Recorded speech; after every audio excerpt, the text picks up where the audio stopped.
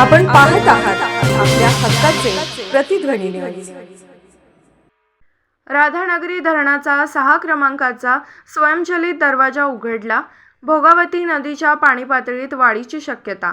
आमचे जयसिंगपूर प्रतिनिधी हुसेन शेख कळवतात की राधानगरी धरणातील पाणीसाठा नियंत्रित ठेवण्यासाठी गुरुवार दिनांक 30 जुलै रोजी रात्री 11:32 वाजता धरणाचा स्वयंचलित दरवाजा क्रमांक 6 उघडण्यात आला आहे।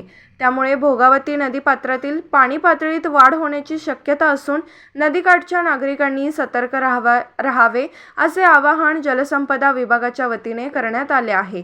जलसंपदा विभागाने दिलेल्या माहितीनुसार धरणाच्या सेवाद्वार क्रमांक 6 मधून 1428 क्युसेक तर बीओटी पॉवर हाऊसमधून 1400 क्युसेक असा असून 2828 क्युसेक पाण्याचा विसर्ग भोगावती नदीपात्रात सुरू करण्यात आला आहे।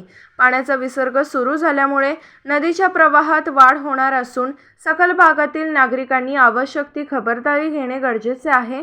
प्रशासनाने नदीकाठच्या गावातील नागरिकांना नदीपात्रात जाणे टाळावे, जनावरे व शेती साहित्य सुरक्षित ठिकाणी हलवावे, तसेच मुलांना नदीकिनारी जाऊ न देण्याचे आवाहन केले आहे।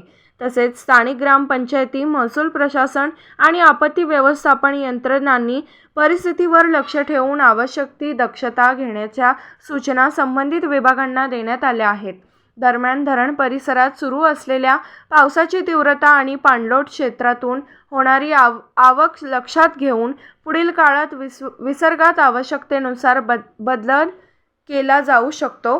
त्यामुळे भोगावती नदीकाठच्या नागरिकांनी प्रशासनाकडून वेळोवेळी दिल्या जाणाऱ्या सूचनांचे पालन करून अफवांवर विश्वास न ठेवता सतर्क राहावे असेही जलसंपदा विभागाने स्पष्ट केले आहे। आपण पाहत आहात प्रतिध्वनी चॅनल। अशाच बातम्या पाहण्यासाठी आमच्या चॅनलला सबस्क्राइब करा आणि बेल आयकॉनवर क्लिक करा।